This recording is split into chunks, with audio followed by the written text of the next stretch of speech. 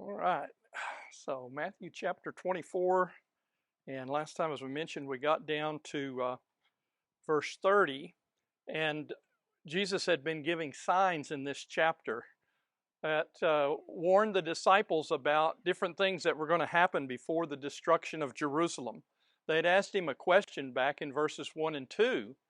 They were showing him the magnificent buildings at the temple, and Jesus said that there would not be one stone left upon another that wouldn't be thrown down.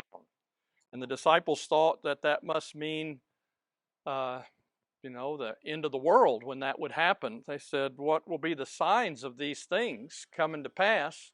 And what will be, the signs as far as the end of the world, basically? So they tie the two together. Jesus divides the two. He gives all the things that will happen before the destruction of Jerusalem, and different various events that will take place, which are not the sign to flee the city, but he gives them a final sign when the city is surrounded by armies, when they see the abomination of desolation that was talked about by Daniel the prophet. When they see that, then they need to flee the city. If they're on the rooftop, don't go down in the house. If they're outside the city, don't come back to get their coat. Flee, if you're in Judea, flee to the mountains, he said. And they should pray that it wouldn't happen during winter time or on the Sabbath day, that there's going to be great suffering that's going to come when this happens. And then the Lord begins to use some figurative language from the Old Testament to describe the fall of a nation, the fall of the Jewish nation, the city of Jerusalem and the temple, in saying that the sun won't give its light and the moon's going to turn to blood and those kind of expressions. And we went through another where those kind of, in context in Isaiah and Jeremiah and Ezekiel, where a nation or a city is falling, that it describes what a dark day it is, how it's the end of that world for those people that are losing their country and losing their city, and that their life is not going to be the same anymore. And so he uses that kind of language to describe the fall of Jerusalem, and says that when that happens, they'll see the sign of the Son of Man coming in the clouds, glory and power. They'll see that what Jesus foretold would happen if you reject the gospel and persecute the church, that they would see this judgment has come from Jesus when the Roman armies destroy the city of Jerusalem. And in this verse 31, it tells about the Lord's concern for his people at that time and following the destruction of Jerusalem. It says, and he will send forth his angels with a great trumpet, and gather together his elect from the four winds, from one end of the sky to the other. So these angels are going to be sent out, his messengers.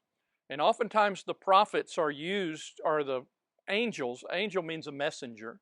But it's usually used most often for a divine messenger, one of these spiritual beings that serves God, that were in existence before human beings were created, that he sends as agents of his providence to bring, wrath on a nation or to protect his people in one way or another.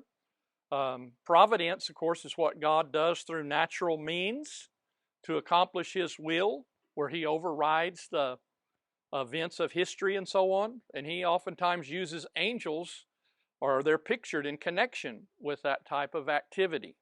So this passage is one that people find a lot of confusion with, because the language is many times applied to the second coming of Christ. And of course we know the Lord's coming on the last day, and he's coming with his angels in flaming fire, and he's going to raise the dead, and the world is going to be destroyed with fire, and we'll be taken to be with the Lord forever when that day comes. But that kind of language of the Lord gathering his people and blowing a trumpet is not just used for the last day, but it's used of other times of distress. In the Old Testament, where God gathers Israel and protects them and watches over them, why he was like an eagle, that carried them out of Egypt, is the way he's described, right? Like a great bird that carried them out and brought them out safely out of that captivity.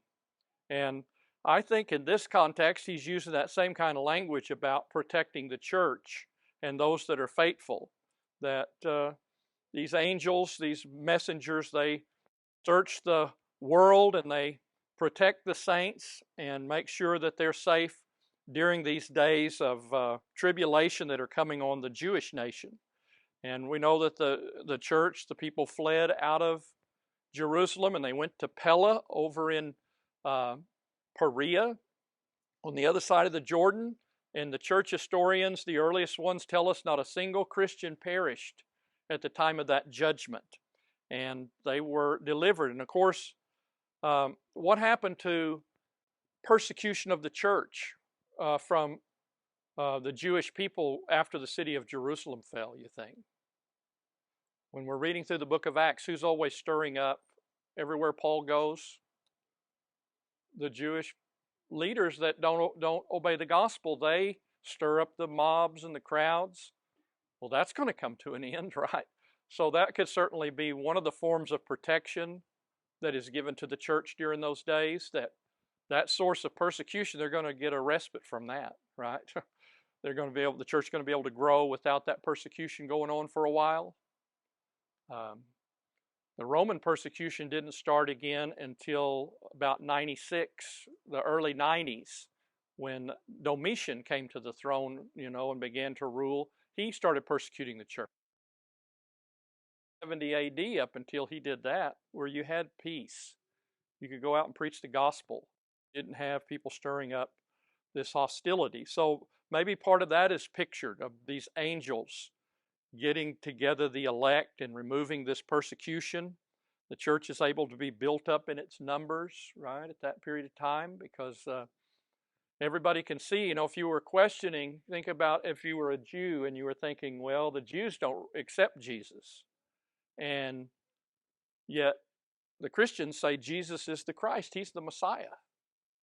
Well, one final proof you had was Jesus said in their lifetime the city of Jerusalem would be destroyed and there wouldn't be one stone left upon another at the temple.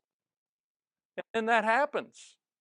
Don't you think that gave some big impetus to people maybe on the fence about Jesus?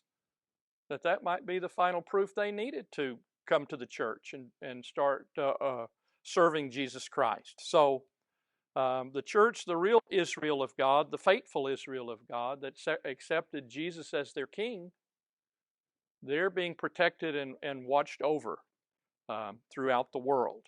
And so it's going to be a time of great judgment when the Lord comes on Jerusalem, but it'll be a time also of great deliverance. And really you find that when you're studying in the Old Testament about the different times judgment comes. The wicked are punished, but the righteous are looked after, and you end up with the righteous being, having a reprieve from all of the persecution and stuff they're going through in the Old Testament a lot of times. Remember all the things Jeremiah went through before Jerusalem fell, and then afterwards, he got kind of special treatment from the Babylonians and so on. And those that accepted his message that you should surrender to the Babylonians. This is God's will. And similar things, happen at other times. So anyway, there's two parts to the day of the Lord. The day of the Lord is a big problem for those that wrath is being poured out on. But it's a day of deliverance for those that serve the Lord and live by faith. So you kind of get that reflected in this verse, I think, that other side of the fall of Jerusalem.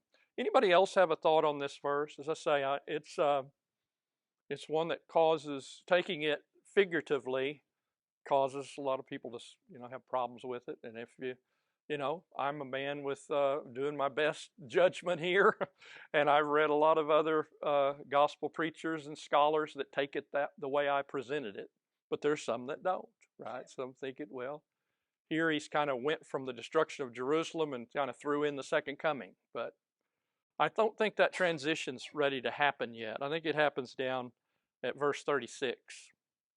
He tells a parable here about the need for recognizing the sign of the times. There's going to be all of these things that are going to happen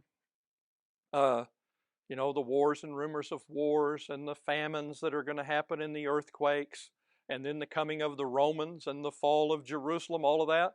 You need to be able to read the signs of the times, is what he's showing, and realize that this is a judgment that's coming, and recognize it and be faithful, and recognize the Lord is right at the door.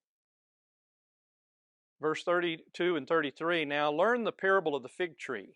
When its branches has already become tender and puts forth its leaves, you know that summer is near. So you too, when you see all these things, recognize that he is near right at the door. All these things, that goes all the way back to verse 2, right, where he said that these things, when are these things going to be? And then Jesus showed all of those signs that show you that destruction of Jerusalem is coming. And then you saw the city surrounded, and you saw all of that. Just like you see a tree and it starts putting out its leaves, you go, well, springtime is here, summer's on its way, right? That's a sign you can read. And you can read history like that and see the signs of the times that, we're headed for war or whatever it is, that might be coming along. He says, when you see these signs, you'll know that the Lord is right at the door. Is that true of the second coming? It's not, is it? People have been predicting the second coming for the last 2,000 years, right? It's like, well, Napoleon's here or whatever, so this is the end of the world. And then World War I, well, this has got to be the end of the world, right? Look at all the signs. It's what the Jehovah's Witnesses thought. This is the time, right? But he didn't come to, or World War II. Or Saddam Hussein. I can remember some people talking about him. There aren't any signs for the second coming. He's coming like a thief. He's going to tell that later in the chapter. That there's not any signs to be reading going, oh, the Lord is going to come. But Jerusalem's destruction, you could do that. You could see the signs. He laid them out, what they were. So the Lord says he's right at the door. This judgment's about to step through.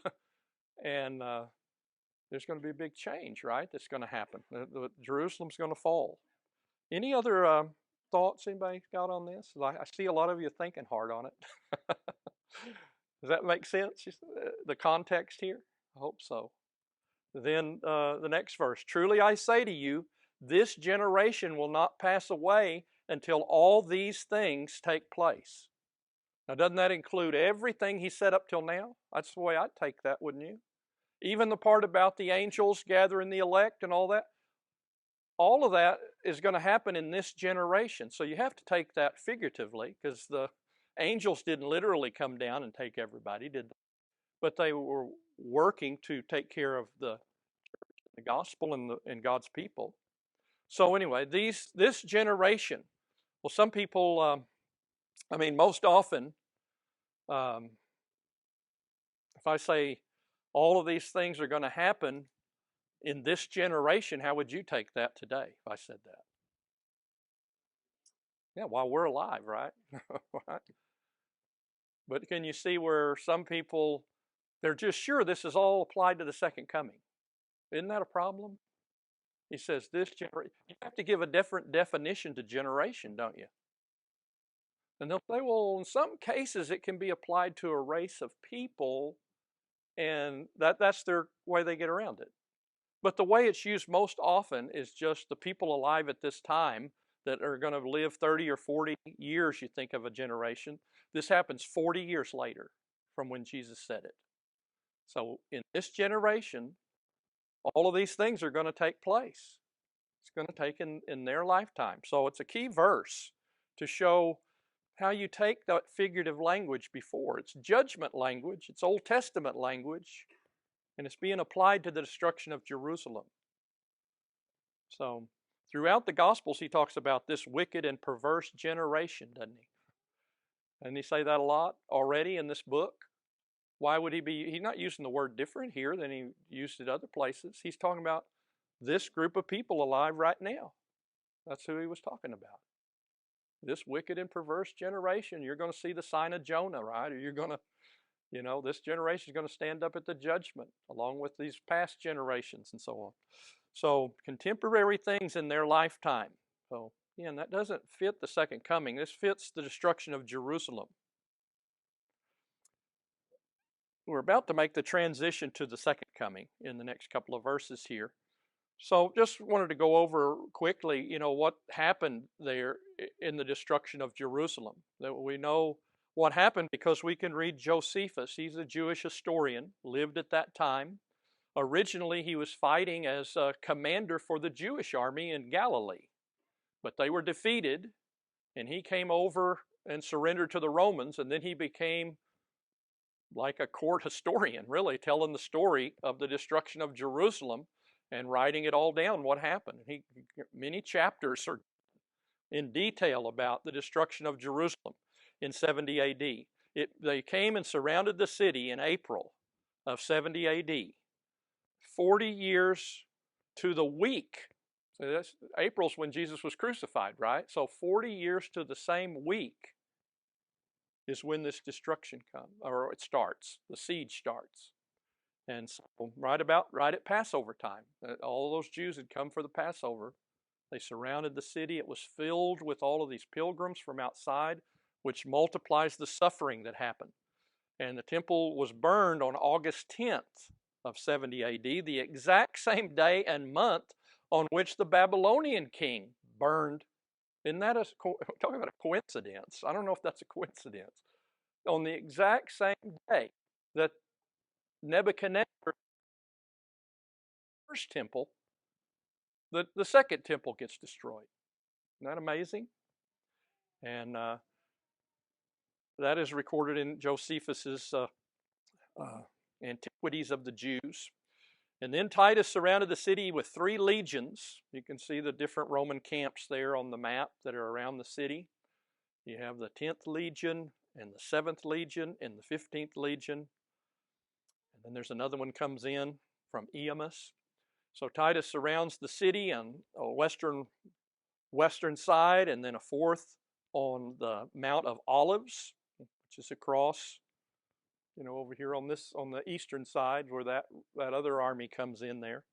So they've got them completely surrounded. He let all the pilgrims go in the city, and then he closed it so they couldn't get out.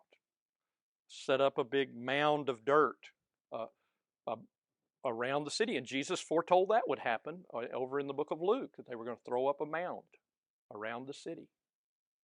And the Jews would come out and attack the different Roman fortifications out there, which caused this siege to be a little shorter, I guess, that you would come out and fight outside the walls. But it certainly annoyed the Romans and makes their wrath even greater when they finally do get in the city. I mentioned they tried to negotiate with the defenders, and they shot arrows at the negotiators and almost captured Titus, who was the general at that time. So we're told on May 25th, the Romans made a breach in the 3rd wall, the outer wall, there on the north side of the city. And they captured the new part of the city up there in the north. And the Romans entered the 2nd quarter. The Jews withdrew within the 2nd wall. That part got captured. Then you can see they're getting closer to taking the temple. They took that fort of Antonia, the Roman fort that was in there. Titus divided the attack on the 1st wall, and Antonia falls. And then the Romans built a siege wall around the city. And the Romans renew the assault, and the fortress falls on July 22nd. Now they've taken that part. And then you're right there above the temple. Come down and attack the temple, and they fight back and forth across the temple courtyard a number of times. All kinds of, you can imagine, heroic fight to the death things going on there in the temple, where the Jews are fanatically trying to defend it. And so on August 10th, the temple then is destroyed. One of the soldiers threw a fiery torch inside one of the windows, and the flames went up, and the Jews cried out, and what they had been trying to defend all this time went to complete ruin. And the gold that covered the temple melted between all the stones. Then later the Romans are going to tear it down stone by stone and completely demolish it, just like Jesus foretold. They burned the lower city on September the 2nd, And the Romans assaulted Herod's palace, that's mentioned there, and the upper city there, the resistance ended on September the 26th. So Jesus said, pray it won't be in the wintertime. Well, it wasn't in the wintertime, was it? The Christians were able to flee and get away earlier. And now this terrible end has come. And Jesus gives a statement, and this is where you introduce the heavens and the earth and the world, is in verse 35. It says, heaven and earth will pass away, but my word will not pass away. So how stable do you think the earth is and the heavens? You think, well, if they're going to be here, when I'm gone, they'll still be here. They've been here for all of these centuries. They're going to go on. But Jesus says they're not always going to be here, are they? They can pass away, heaven and earth. But I can tell you this, what I'm telling you about the destruction of Jerusalem and every word I say, it will not pass away. See? You can count on the word that I'm telling you about what's going to happen. And we can put Jesus to the test. Did it happen? It happened. And Josephus was preserved for us, so we got a detailed record that it happened. So his word is going to take place. But now he's introduced the heavens and the earth. And then from here on is where he seems to make the transition from the destruction of Jerusalem to talking about the end of the world, the second coming, when it's all going to be over as far as this world is concerned, right? So you have a kind of a transition verse there. He ensures the first part, and then he kind of introduces prophecy is it's going to come to pass. Then in verse 36 is where he begins then to talk about the second coming and the end of the heaven and the earth. The disciples had asked about that. When's the end of the age going to come? The end of the days of Noah. That's the way it's going to come. But of that day, so he seems to be talking about a different day now, right? Not the day of Jerusalem falling, but the day when the heaven and earth will pass away. Of that day, no one knows. And he just got through telling us we can read all the signs about the first one, but you can't read all the signs about the second coming. The Lord's going to come like a thief. He's going to surprise everybody when he comes. Right? It's not going to be anything that we can be ready for in the sense of knowing when it's going to happen. We're not going to be able to calculate it. We just have to be ready every day. That's what you have to do. And that's what the parables are going to tell us. We have to be ready all the time because we don't know when that day's coming. So, but of that day and hour, no one knows, not even the angels of heaven nor the Son, but the Father alone. So, talk about secrecy. This is so secret, no angel, no matter how close they are, knows what day Jesus is coming back. So, somebody had to be pretty arrogant and presumptuous to say, well, I know. I got it figured out. I did some calculations in Daniel and Ezekiel, and I can tell you. If the angels don't know, he says the Son doesn't know. Now, that's a mystery to me, I got to say. Because the Son is divine and knows all things just like the Father. But yet he says on this thing he doesn't know. And that is a mysterious thing. And there's explanations given for it, which I don't know if any of them are absolutely the truth. Some say, well, when he came in the flesh, he laid aside certain things, like knowledge about when the second coming was going to happen. I don't know. That's one explanation that's offered. It's part of his humility in coming in the flesh that wasn't known to him, but it's going to be the Father's decision, and he's fixed a day, is what Paul says, when it's going to happen. We studied in Paul's sermon in Acts 17. So, again, I don't really have an explanation exactly. By voluntary act, he doesn't know. I don't know. That's hard for me to grasp that. I just believe what the Lord said. Nobody but the Son, not even the Son knows. Yeah, it's all wearing out. It's going to be rolled up someday, burned up. So anyway, there is a mystery in there about nobody knows, not even the Son. But it emphasizes We certainly don't know and are not going to find. We do not know. And people have been claiming to know, but they don't know. I can remember when I was in high school in the 70s. It was Billy Graham and a bunch of others. They'd say, "Oh, it's the end time, we can tell." And they had a bunch of movies and books and everything that came out at that time. And then it's 2022 and still, right? I mean, they were just sure it was happening in the 70s. That's when it was going to happen. Late Great Planet Earth, that book was a big deal back at that time, and other things. Right, right. Yeah, there's a lot of theories, but the best we can do is try to follow the context and try to follow the clues that are there, but in this generation, right? And now, but now he has talked about a day that nobody knows, that, and we certainly shouldn't try to think that we know. I thought this uh, Brother Padfield, if you and he looked at any of his class material and stuff that's on this website, he has a commentary or a workbook that deals with Matthew 24, and as far as I know, it presents the same kind of arguments that I've been making. And but he has a chart in there that I thought was good that shows the difference in the first half of the book, the destruction of Jerusalem, first half of the chapter, and then this last part of the chapter. You got days till the coming of destruction of Jerusalem. Then it talks about that day when you talk about the end of the world. And by these signs, you're going to know, right? But you don't know about the second coming and the end of the world. It's abnormal times. But people are being going about their business like in the days of Noah, eating and drinking and marrying and giving. Everybody's just going to be going about their business when the second coming happens, right?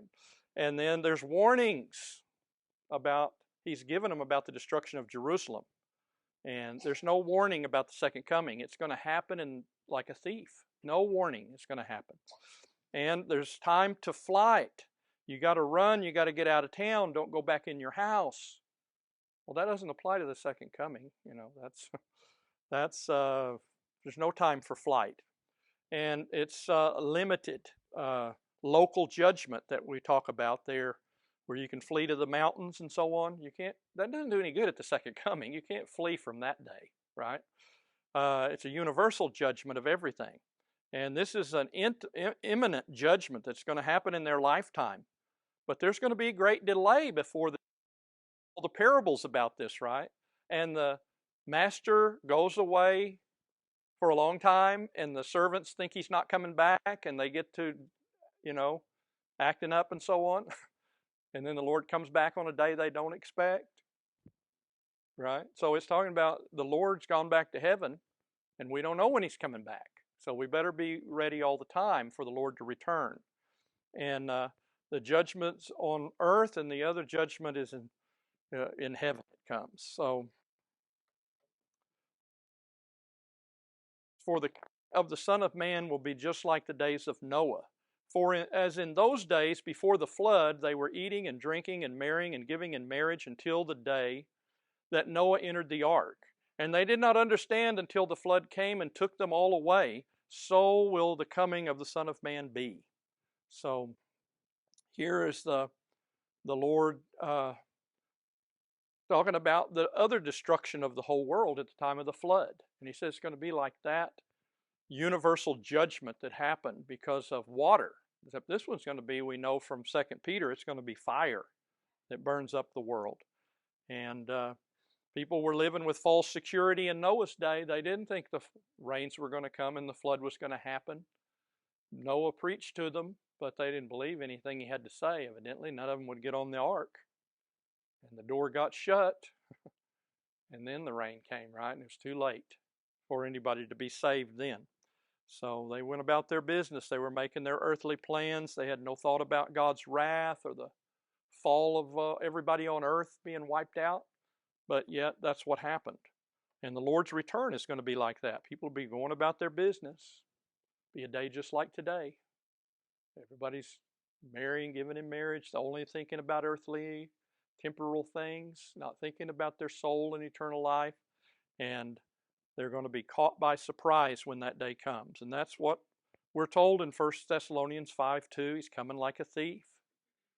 The day of the Lord will come, and He's coming like a thief. He's coming at a time when people don't expect, and people will be filled with all this materialism and false earthly security, and they'll be unprepared for the Lord's coming. So we want to be the opposite of that. We want to be spiritually minded people that are thinking about spiritual things, and we're ready every day for the Lord to come. We're always watchful that we be found pleasing in His sight if He was to come tonight. Says, then there will be two men in the field, one will be taken and one will be left. Two women will be grinding at the mill, and one will be taken and one will be left. In the book of Luke, in describing this same judgment like the days of Noah, he says in chapter 17 of Luke, I tell you that on that night there will be two men in one bed, and one will be taken and the other will be left. Now, when Jesus comes back, what time is it going to be? Of course, it's all going to depend on where you're at, right? It might be noon here, but in China, it's midnight when the Lord comes, right? So you got people doing nighttime things, and you got people doing daytime things when the Lord comes. Might be in the same bed, and one of you's faithful and has been watching, and you're taken, the other is left to destruction. And the same thing, these people working together at the mill or out in the field. One is taken and one is left. The Lord knows who the wheat is and who the tares are. He knows, right? And there's going to be a separation on that day that takes place. He's going to send forth His angels, and they're going to gather out those that are righteous. And the world is going to burn up, and all of its works. And the picture that I get there is the righteous are not a part of that fire and getting burned up part. But the wicked, I know they're raised to go to judgment or condemnation. But evidently they are part of that fire on that day. This is the verse they use for that. They have all. If you cite part of one of these verses and you want to find some pictures or whatever, it'll always be somebody's driving along in their car and then they're gone, and the other person's still there, and maybe their suit's there or whatever, but they're gone. And then, of course, they don't apply that to the second coming. They say that's going to happen before the tribulation for so long, and then the 1,000-year reign, and then you have judgment day after all of that. But that's not the picture we have in these verses that are clearly spelled out in the Scripture. The Lord comes back, that's the end, right? That's when it's the end. The righteous will be caught up to meet Him in the clouds and be with the Lord forever. And we're really not told much about what happens to the wicked, but it sounds like here they get left here for that destruction. Something I think could be implied there from what is stated. And the world will be burned up. So you want to make sure you're faithful to the Lord. The Lord's not going to make any mistakes on that day. He knows those that are His. And it's not going to matter how close you are to somebody physically, right? Your father, your mother, your grandpa or whatever is a very faithful person, and you're with him out in the field and you're not faithful. It doesn't matter. He's going to be taken and you'll be left, right? Or vice versa if you're the faithful one. So it's all individual what's going to happen. You got to serve the Lord for yourself. This is an individual responsibility all of us have to follow Jesus Christ. Nobody can do it for you, right? Like you can't live off somebody else's righteousness. And the parable about the wise and foolish virgins is going to teach the same thing, isn't it? You can't get the oil from somebody else. You got to have your own oil when that day comes. You can't borrow it from somebody, right? Yes. Well, that's another view that some take, and if some want to say it's the destruction of Jerusalem all the way through chapter 25. But I think for myself, I think the better argument is he changes the subject at verse 36. And, Brother McGarvey and others are left to destruction. That's what they're left to. Doesn't say they're left for 1,000 years or whatever. They're left. The righteous will be taken. That's the good part. Right, right. And it's a whole new order of things beyond the second coming. It's a new heaven and new earth is the way it's tried, a new order.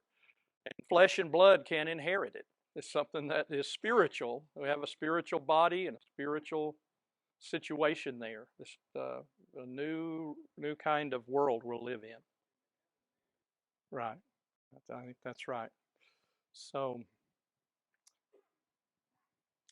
you want to, that's what I can say.